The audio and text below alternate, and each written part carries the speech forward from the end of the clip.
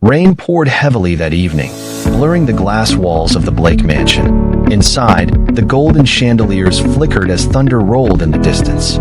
Sandra hurried down the marble hallway, clutching a mop and a cleaning rag.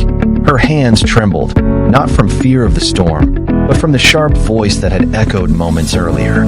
"Sandra, do you even know how much that vase costs?" Stephen Owen's tone sliced through the silence like broken glass. The tall, impeccably dressed billionaire stood near the shattered remains of a crystal vase, his expression a mixture of irritation and exhaustion. I'm sorry, sir," Sandra stammered, eyes lowered. "It slipped. I'll pay for it, even if it takes." "Hey," Stephen let out a dry laugh. "You clean floors for $200 a week, Sandra. You'd have to work 6 months to pay for that mistake." Sandra swallowed hard, tears threatening to fall. She wanted to speak, to explain that she'd worked 3 shifts straight just to afford her mother's medication, but her voice failed her.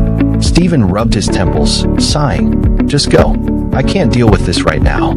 She turned, holding back tears, but as she walked away, her knees gave in. The exhaustion she'd been fighting all week finally hit her. She fainted, collapsing near the staircase. Stephen's eyes widened. "Sandra!" He rushed forward, catching her just before her head hit the floor. Her skin felt cold, her breathing shallow. For the first time, his irritation faded into concern.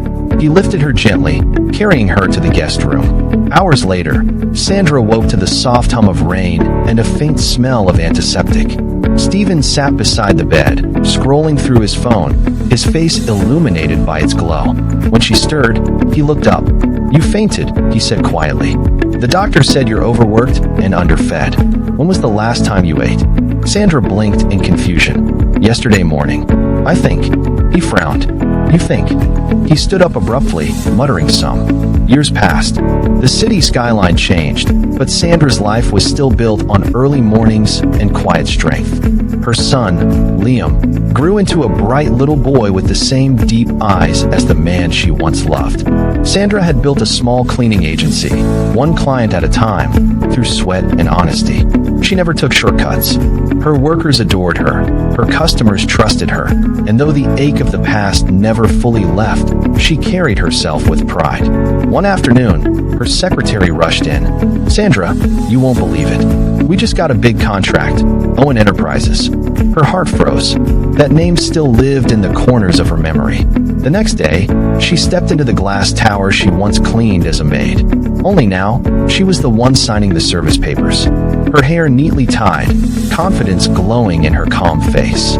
She didn't expect to see him. Not that day, but as fate would have it, when the elevator doors opened, there he was, Stephen Owen. He looked different, tired, humbler, the sharpness gone from his eyes. He froze when he saw her, the papers in his hand trembling slightly. "Sandra." Her breath caught. "Hello, Mr. Owen. It's been a long time." He tried to speak, but words failed him. For a moment, silence filled the space between them, years of distance, regret, and unspoken pain. Later that evening, he found her in the lobby, watching her workers. "You built all this?" he asked quietly. "Yes," she replied. "From nothing." He smiled sadly. "You were always stronger than me." Her eyes softened, but before she could reply, a small voice called, "Mom." Stephen turned. The boy running toward her had his eyes, the same shape, the same spark. The truth hit him like a tidal wave. Sandra gently placed a hand on Liam's shoulder. "Liam, this is someone I used to work for." But Stephen's voice trembled. "He's mine, isn't he?" Sandra didn't answer, but the silence was enough. His eyes filled with tears, something he hadn't felt in years. "Sandra, I'm so sore. For everything. For not believing you. For walking away when you needed me most."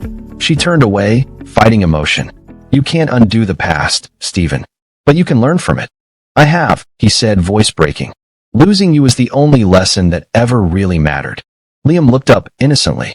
"Mom, why is he sad?" She knelt beside her son. "Because sometimes grown-ups make mistakes, sweetheart." Stephen knelt too, meeting the boy's eyes. "I don't expect forgiveness. I just want to be here, if you'll let me."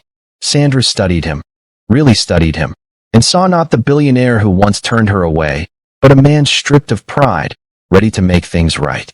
"Start by being his friend," she said softly. Days turned into weeks. Stephen began visiting often, taking Liam to the park, helping Sandra's company with connections and advice. The wall between them slowly cracked, not from grand gestures, but from quiet consistency. One evening, as the sun dipped below the skyline, Sandra stood on her balcony watching Liam and Stephen laugh below. She smiled, tears glistening in her eyes. Maybe forgiveness didn't mean forgetting the pain. Maybe it meant choosing peace over bitterness. Stephen joined her, silent for a moment. "Do you think, could we ever be what we were?" She turned to him, her voice gentle but firm. "We can't go back, Stephen. But maybe we can start again, differently. Wiser." He nodded slowly. "Then I'll spend the rest of my life proving I deserve that chance." Below, Liam called out, "Mom. Dad, come down." Stephen froze, eyes wide with emotion. Sandra looked at him, then smiled faintly. "You heard him," she whispered. They walked down together, not as Maid and Billionaire, not as past lovers, but as two people who had finally found a way forward. As the screen fades, Sandra's voice echoes softly. "Sometimes love doesn't end. It just takes a different road back home." Soft piano music rises. The camera lingers on their silhouettes, a small family, standing against the warm glow of sunset. And as the light fades, a final caption appears on screen. Speech balloon. If this story touched your heart, don't forget to like, comment, and subscribe for more heartfelt stories like this. Because sometimes, the simplest love stories are the ones that stay with us forever.